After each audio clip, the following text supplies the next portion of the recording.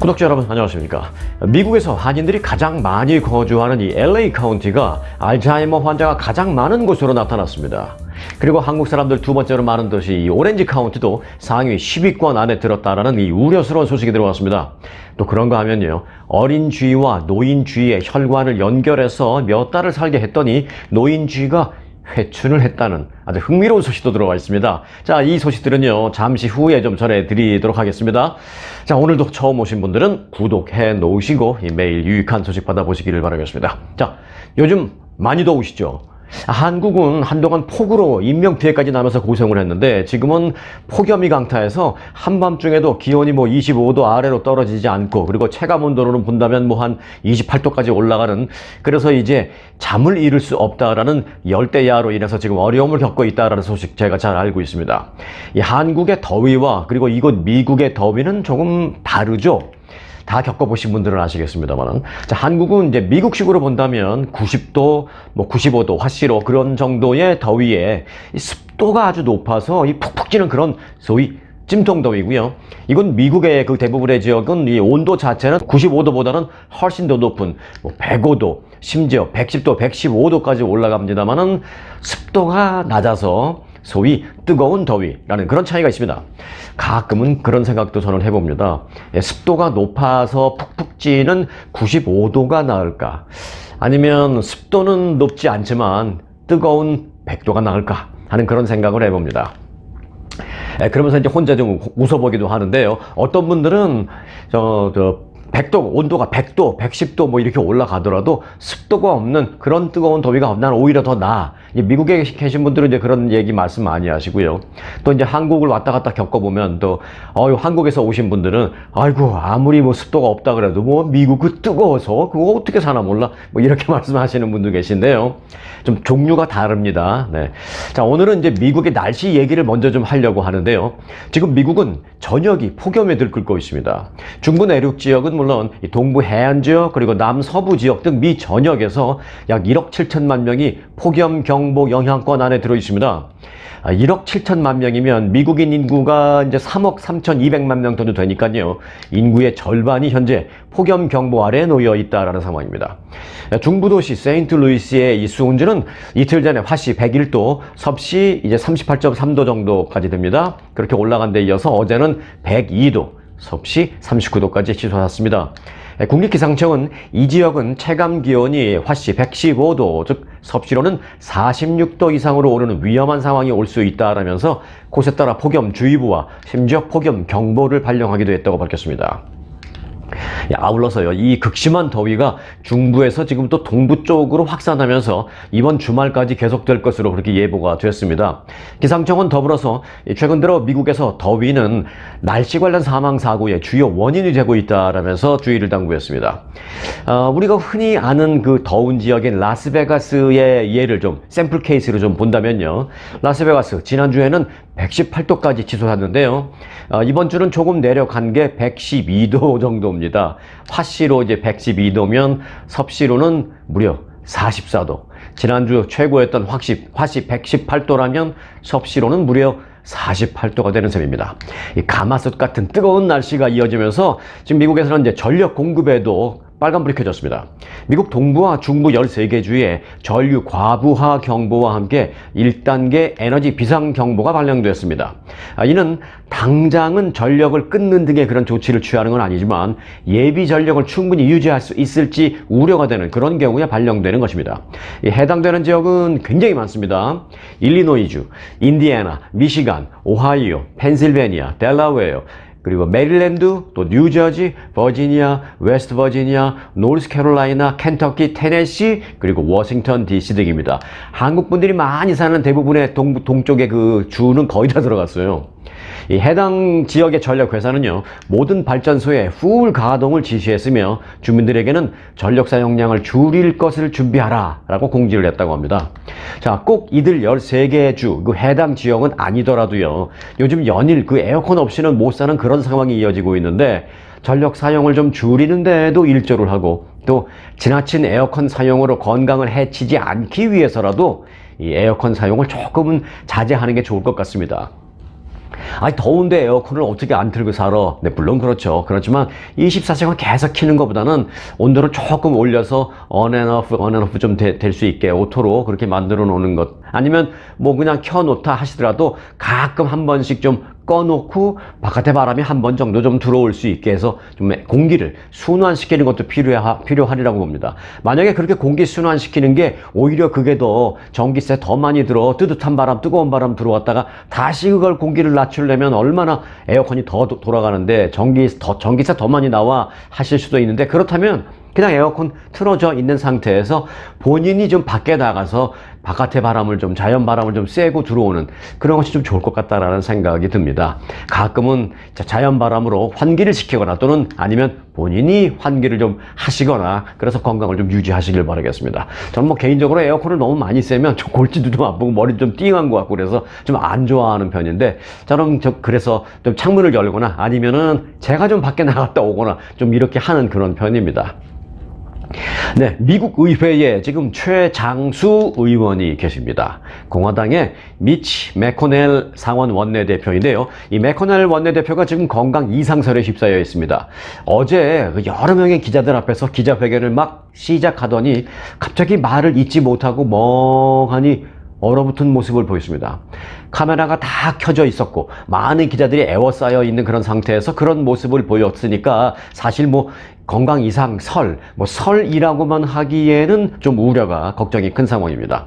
미치 매코넬 원내대표는 기자들 앞에서 간단히 인사를 할 때까지는 좋았습니다만은 그 후에 갑자기 눈동자의 초점도 좀 흐릿해진 그런 모습을 보이시면서 멍하니 얼어붙은 표정으로 한 20초 정도 그렇게 침묵을 했습니다. 매코넬 원내대표는 당시 매우 중요한 국방수권법에 관련된 내용을 기자들에게 설명을 하려고 했었습니다. 그가 그 말을 잊은 그런 상태로 가만히 서 있으면서 이 눈을 부릅뜬 채 굳어있는 그런 모습을 보이자 결국 곁에 서 있던 다른 의원들이 다가와서 그를 추스렀고요. 이내 결국은 매코넬 원내대표는 동료에게 연단 자리를 내주고 뒷자리로 물러서는 그런 모습을 보이고 말았습니다. 자, 그럼 이런 궁금한 그리고 어찌 보면 중요한 장면 그냥 말로만 넘어갈 수가 없죠? 영상 준비됐습니다. 잠시 보시죠. Well, good afternoon, everyone. We're on a path to finishing the NDA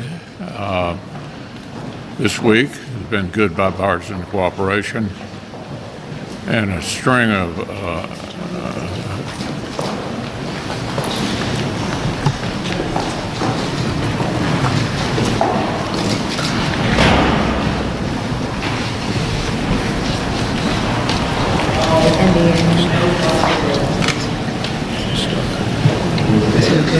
Are you good? Mitch? Okay, Mitch. Anything else you want to say, or should I just go back to your office? Do you want to say anything else to the press? go back to Go ahead, John. I'll take it back. Let's go back to you. Go ahead, John. Go ahead, John. 네, 미치 매코넬 상원 공화당 원내대표는 올해 81살입니다. 미국 역사상 최장수 공화당 상원 지도자입니다. 과거 소아마비를 앓으신 적이 있어서 좀 약간씩 좀 다리를 절기도 하는 것으로 알려졌는데, 최근에는 그래서 그런지 꽤 자주 넘어지기도 해서 주변의 우려가 큰 상태입니다. 지난 2019년도에는 자택에서 넘어져서 어깨가 골절되는 큰 부상을 입기도 했습니다. 그리고 올해 초에도 몇 번 넘어지셨습니다. 지난 3월에는 워싱턴 소재 한 호텔에서 넘어져서 머리를 부딪혔고요. 이 때문에 약 6주 정도 자리를 비워야 하기도 했습니다. 미국 고위 정치인의 이 건강 상태는 참 꾸준한 관심사죠. 특히 올해 80세로 역시 고령인 조 바이든 대통령의 건강 상태를 두고는 공화당 측에서 꾸준히 공격을 펼치는 그런 상황입니다. 또 바이든 대통령은 이를 의식한 듯 어제 그 매코넬 원내대표와 전화 통화를 했다라고 기자들에게 오늘 말하기도 했습니다. 자, 매코넬 원내대표는 제가 말씀드렸죠. 올해 81세라고요. 그리고 바이든 대통령은 올해 80세. 그리고 트럼프 전 대통령은 올해 77세입니다. 불과 트럼프 전 대통령 불과 뭐 서너 살 차이이긴 합니다만은 80대가 아니고 70대라서 그런지 트럼프 전 대통령의 그 77세라는 나이가 왠지 상대적으로 젊어 보이기까지도 합니다. 자, 이 고령의 정치인들, 특히 미치 매코넬 원내대표는 참 미국 정치계에 끼친 영향력이 대단하거든요. 그러니까 좀 이번에 잘 추스려서 건강 이상설에 휩싸이지 않고 좀 이 상태에서 더 악화되지 않는, 그래서 정치인으로서의 어떤 유종의 미도 좀 잘 거스리는 그런 상황이 됐으면 좋겠습니다. 특히 바이든 대통령도 그렇고요. 트럼프 전 대통령도 그렇고 나이보다는 그래도 건강하신 것만은 사실입니다. 그러나 더 건강해 주시길 바라겠습니다. 네, 캘리포니아주에서 빠르면 올해 말부터 디지털 운전면허증을 사용할 전망입니다. 이걸 사용하면 편리한 것도 많습니다. 캘리포니아주 DMV는 모바일 운전면허증 MDL을 현재 일부 지역에서 시범 가동 중에 있는데 올해 말까지 시행할 수 있게 진행 중이다라고 전했습니다. 자, 현재 그 DMV는 일부 지역 내 업소와 공항을 상대로 이 시범 프로그램을 운영 중에 있습니다. 현재 이 모바일 운전면허증을 사용하는 곳은요, 가장 대표적인 것이 이제 LA 국제공항 내, 전부 다는 아니고요. LA 국제공항 내에 유나이티드 항공사 터미널에서 지금 시범 사용하고 있고요. 그리고 이제 샌프란시스코 국제공항에서도 사용하고 있습니다. 샌호세 국제공항에서도 사용하고 있습니다. 그리고 이 외에 세크라멘토에 있는 4개 대형 할인 매장에서 이 소비자의 신원을 확인할 때 이제 모바일 운전면허증을 시범적으로 사용하고 있다고 합니다.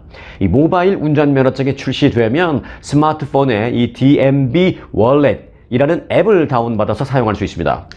한편 그 루이지애나주를 비롯해서요, 콜로라도주 그리고 애리조나주 이 세 주는 모바일 면허증을 지금 시행하고 있습니다. 그리고 또 이제 유타주는 현재 역시 캘리포니아처럼 테스트 중에 있는 것으로 알려졌습니다. 이 증권사 JP모건은 브리핑을 통해서 미국 경기 침체와 기준금리 하락이 금값 상승을 이끄는 중요한 동력으로 작용할 것이다 라고 전했습니다. 현재 금값은 최근 12개월 동안 약 15%에 이르는 상승폭을 나타내면서 2020년에 기록했던 사상 최고치인 온스당 2,075달러 47센트에 매우 근접하고 있습니다. JP모건은요, 그런데 금값이 내년 말이 되면 온스당 2,175달러로 이보다 훨씬 높은 수준까지 상승할 것이다 라고 전망을 했습니다. 연준이 금리 인하를 시작하기 전에, 지금은 금리 인상 추세잖아요. 그런데 이제 언젠가는 동결, 그리고 또 시간이 좀 더 지나면 인하할 시기가 올 텐데, 연준이 그 금리 인하를 하게 되면 인하를 하기 직전에 미국에서 경기 침체가 했기 때문에 인하를 한다는 얘기잖아요. 그러니까 경기 침체가 발생했다라는 얘기고, 그렇게 된다면 금과 같은 안전자산의 시세를 끌어올리게 될 것으로 전망되기 때문입니다. 어렵게 얘기했습니다만 쉽게 말해서 이겁니다.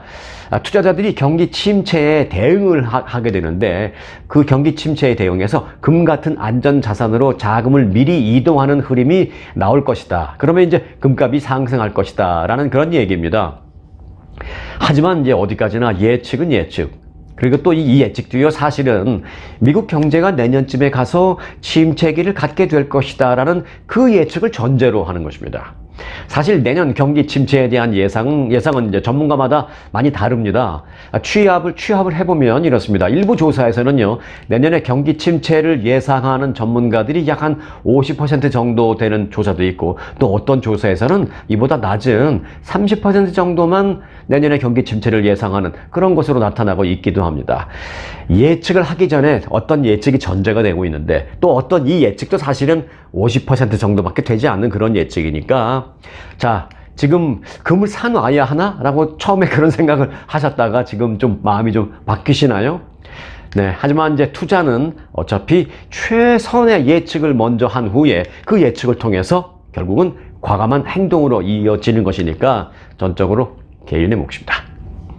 자, 내년 커버드 캘리포니아 프리미엄이, 미국에서 이제 프리미엄 하는 것은 한 달에 내는 돈 액수를 말합니다. 내년 커버드 캘리포니아 프리미엄이 2020년 이후에 최대인 9.6% 오르게 됩니다.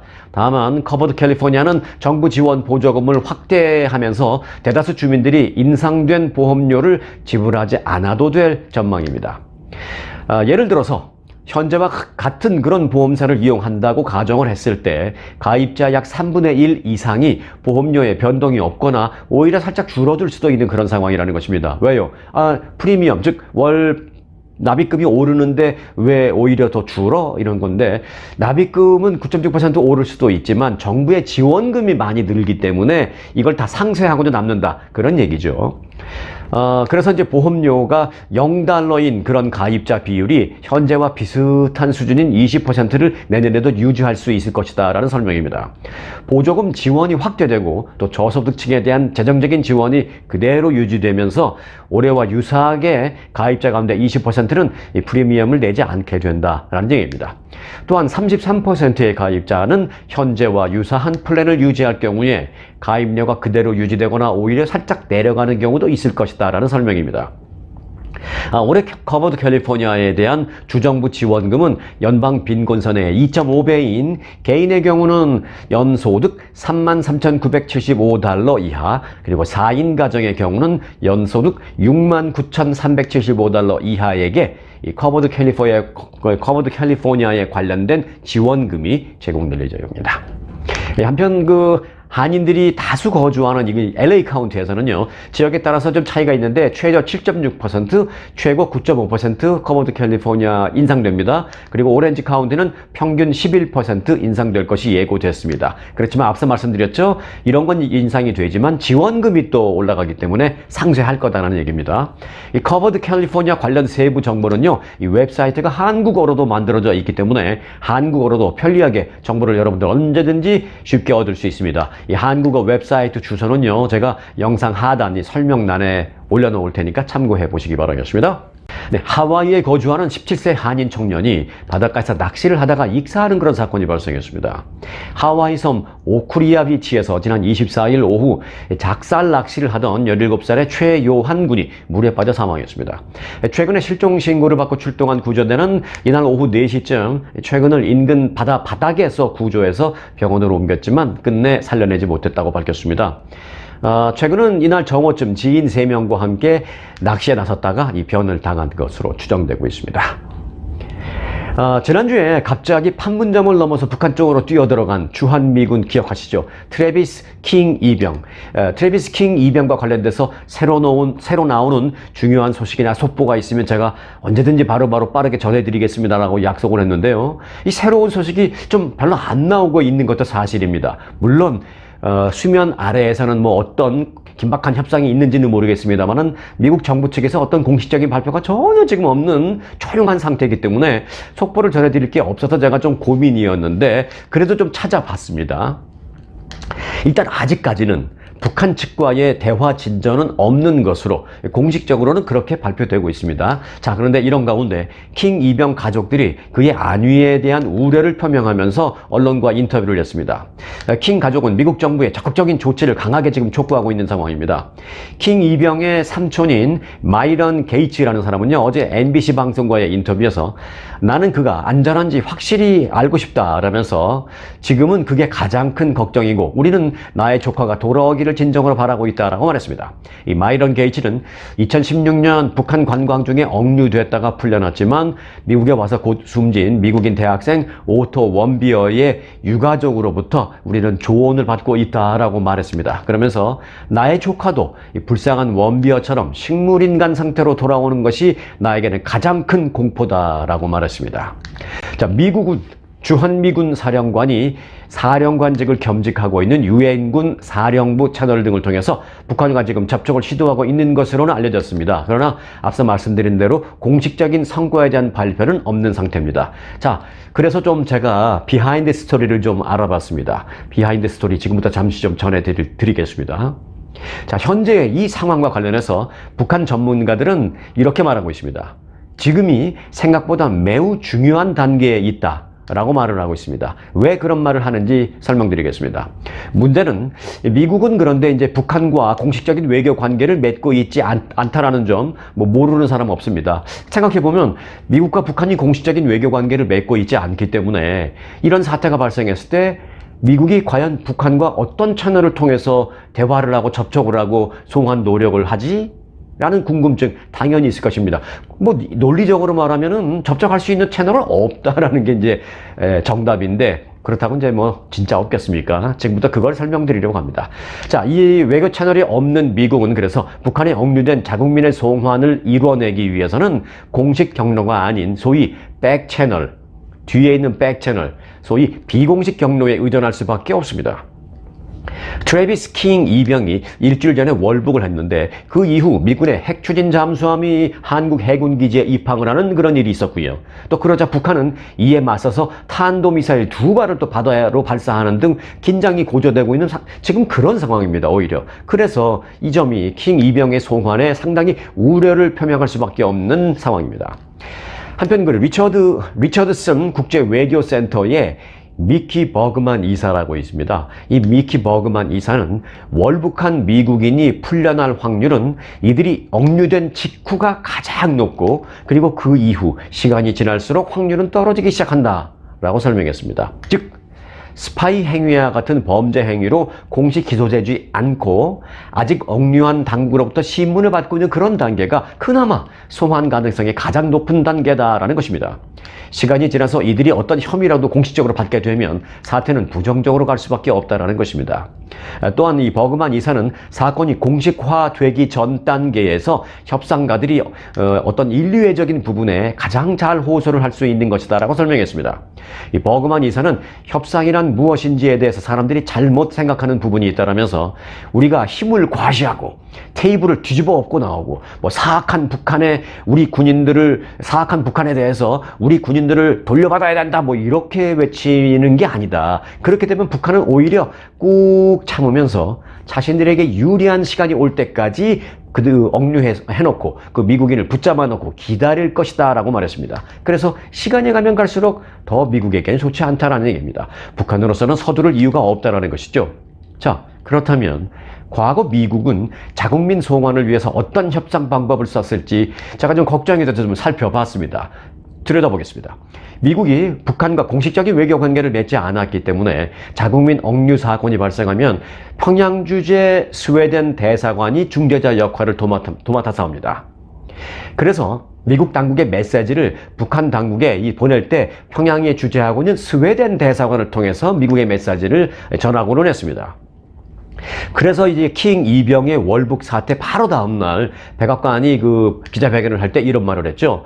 미국은 현재 스웨덴과도 공조해서 사태 파악을 하고 있습니다 라는 말을 한 적이 있습니다. 당시에 저도 이 내용을 부각해서 여러분들에게 보도해드린 것 기억하실 겁니다. 기억하셨어야 합니다.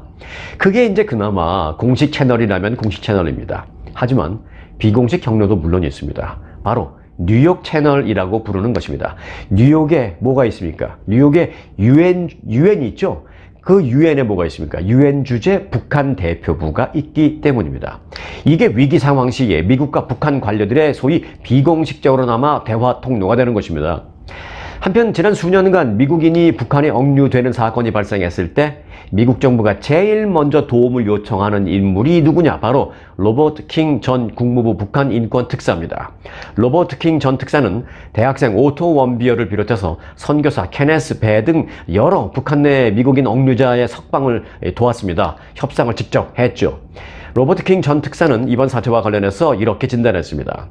북한은 이번 상황을 통해서 어떻게 하면 미국을 나쁘게 보여지게 하는 기회로 우리가 활용할 수 있을까? 그걸 고민하고 있을 것이다 라고 말했습니다. 그러니까 소위 말해서 이런 거죠. 쉽게 말하면 트래비스 킹 이병을 세뇌시켜서 너 미국이 정말 나쁘고 살 수 없는 나라고 정말 내가 이렇게 어려움을 당했고 그런 각종 미국 너의 조국인 미국에 대해서 그렇게 말을 막 하면 그러면 살려줄게. 예를 들어서 그런 식으로 활용을 할까를 고민할 것이라는 얘기죠. 미국을 세계에 나쁜 인상을 줄 수 있는 어떤 기회로 삼을 것으로 지금 고민하고 있다는 것입니다.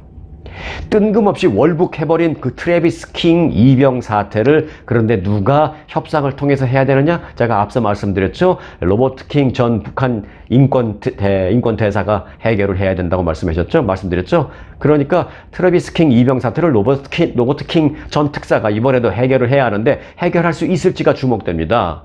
결국 킹이 구해야 하는 그런 상황이 돼버리고 말았습니다. 좋은 소식이 좀 빨리 오기를 기대하겠습니다. 네, 미국 교통부가 여객기 내 장애인용 화장실 의무 설치 규정을 마련했습니다.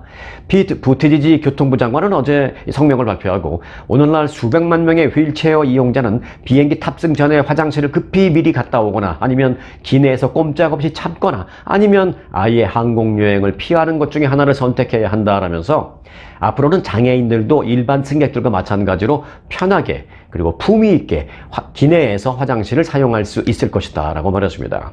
이 규정은 모든 여객기에 다 해당되는 건 아닙니다. 오는 2026년부터 해당되는데요. 보잉 737 여객기와 에어버스 A320 등 125석 이상의 좌석을 갖춘 신규 여객기에 한해서 장애인 승객과 보호자가 이동할 수 있을 만큼 넉넉한 규모의 화장실을 하나 이상 갖춰야 한다라는 규정입니다. 그러고 보니까 저도 참 제가 반성하네요. 생각을 못했어요. 그러고 보니까 비행기에는 장애인이 쓸 수 있는 특히 휠체어를 타고 들어갈 수 있는 장애인 전용 화장실이 없었구나 라는 걸 이제서야 생각해 보게 됩니다. 정말 스스로 반성합니다. 네.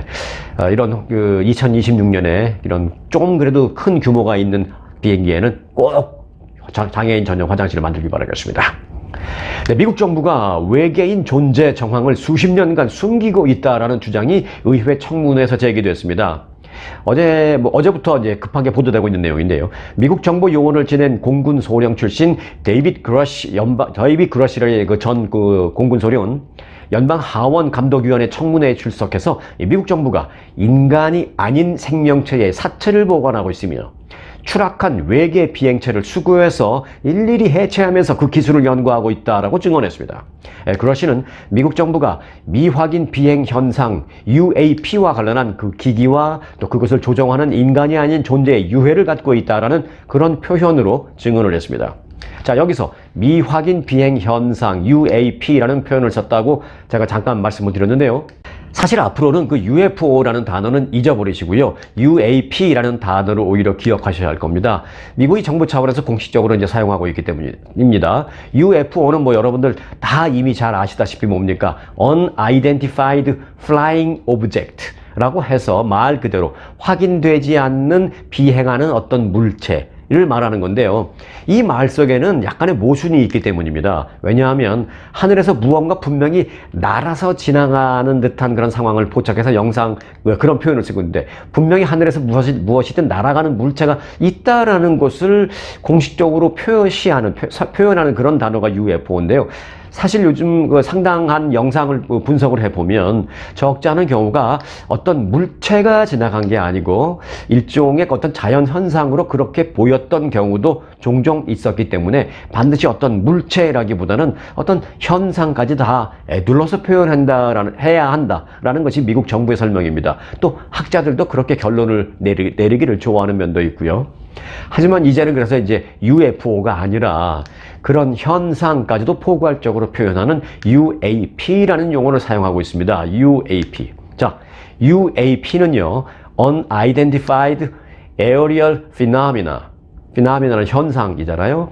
확인되지 않은 무언가 상공에서 목격은 되긴 했지만 설명할 수 없는 현상. 확인되지 않은 현상, 이런 것을 뜻하는 말입니다. 자, 여기서 이제 현상이라는 것은 그게 이제 물체일 수도 있고요, 자연 현상일 수도 있고, 그렇게 좀 더 포괄적으로 가겠다라는 겁니다.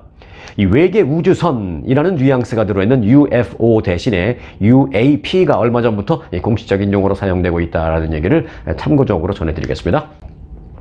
자, 이어서 제가 미리 예고드렸던 의학 소식 2가지 전해드리겠습니다. 캘리포니아주가 전국에서 알츠하이머 인구가 가장 많은 주인 것으로 확인됐습니다. 또 LA 카운티, 한국 사람 제일 많잖아요. 그리고 두 번째로 많은 데가 어디예요? 오렌지 카운티. 이 두 곳이 아주 오명을 썼습니다. LA 카운티와 오렌지 카운티에 거주하는 65세 노인 10명 가운데 1명은 알츠하이머 질환을 앓고 있는 것으로 나타났다라면서 인구가 고령화됨에 따라서 향후 알츠하이머 환자 수는 더 늘 것으로 전망된다라는 게 연구팀의 발표입니다. 최근에 열린 2023 알츠하이머 국제학회에서 발표된 보고서인데요. 이 보고서는 미국 내 3,412개 카운티를 조사했는데 이 3,412개 카운티에서 알츠하이머 발병과 진단된 환자 수를 최초로 측정한 내용이 발표된 것입니다. 자, 이 측정은 미국 내 지역에 따라서 알츠하이머의 발병에 상당한 차이가 있으며 이를 카운티 단위로 관찰했다는 것입니다. 보고서에 따르면 65세 이상 노인 인구가 많은 캘리포니아주는 알츠하이머 진단 환자 수가 약 72만 명으로 전국에서 가장 많은 것으로 나타났습니다. LA 카운티는 알츠하이머 진단 환자 수가 약 10만 8천 명으로 환자 수가 인구 대비 가장 많은 카운티로 나타났습니다. 그리고 오렌지 카운티와 샌디에고 카운티도 총 환자 수 기준 상위 10위권 안에 들어 있었습니다. 전국에서 그런데 알츠하이머 환자 비율이 가장 높은 카운티는 플로리다주, 가장 높은 주는 캘리포니아주인데 카운티만 딱 따로 놓고 보면은 플로리다주로 가면 됩니다. 그쪽이 어디냐? 마이애미 데이드 카운티로 무려 16.6%의 비율을 기록했습니다. 알츠하이머는 미국에서 6번째 주요 사망 원인이 되고 있습니다. 요즘에 치매를 진단받은 노인들은 이후 평균적으로 짧으면 4년, 길어야 한 8년 정도를 살다가 사망에 이르는 것으로 지금 분석되었습니다. 자, 그런데 이번에는 좀 흥미로운 무언가 희망을 좀 가져볼 수 있는 그런 실험 결과를 좀 전해드리겠습니다. 늙은 쥐와 젊은 쥐의 혈관을 연결해서 혈액을 공유하도록 했더니 늙은 쥐의 노화 진행이 느려지고 수명도 최대 10% 늘어났다라는 연구 결과가 나왔습니다. 듀크 대학 연구팀은 젊은 쥐와 늙은 쥐의 순환계를 이 외과적인 수술로 연결하는 결합 실험을 통해서 이런 사실을 확인했고 그렇게 발표를 했습니다. 또한 늙은 쥐의 노화 방지 효과는 젊은 쥐로부터 분리된 후에 그러니까 혈관을 묶었다가 분리시킨 그 이후에도 오래 지속됐다고 합니다. 연구팀은 이 연구 결과는 젊은 쥐의 피 속에 활력을 높여주는 어떤 성분이나 어떤 화학물질이 있을 가능성을 보여주는 것이다 라면서 이런 요소를 밝혀낸다면 노인 환자의 병을 고치는 치유 방법도 찾고 또 일반적으로 젊음을 되찾게 하며 궁극적으로는 수명 연장 효과도 활용될 수 있을 것이다 라고 밝혔습니다. 어찌 보면 기대가 되고 어찌 보면 좀 무섭기도 하고 어찌 보면 영화성 얘기인 것 같고 합니다만은 또 요즘 뭐 AI나 이런 기술의 발달 보면은 이게 뭐 먼 얘기는 아니라는 생각도 들죠. 자, 연구팀은 4개월 된 어린 쥐와 2년 된 쥐의 순환괴를 외과 수술로 연결했습니다. 12주간 혈액을 공유하도록 했습니다. 외과적인 수술이라는 거는 이렇게 바늘로 꼬매서 이제 연결해서 이 피를 서로 공유하게 한 겁니다. 혈액을 공유하게 한 다음에 그 이후에 이제 12주 후에는 이제 다시 분리시켰습니다. 그리고 이제 2개월간 추적 관찰을 했습니다. 그리고 보니까 그런 결과를 얻었다는 것인데요. 참고로 일단 4개월 된 쥐와 2년 된 쥐라고 이제 표현했잖아요. 근데 쥐 나이 4개월 된 것은 사람으로 치면은 18살.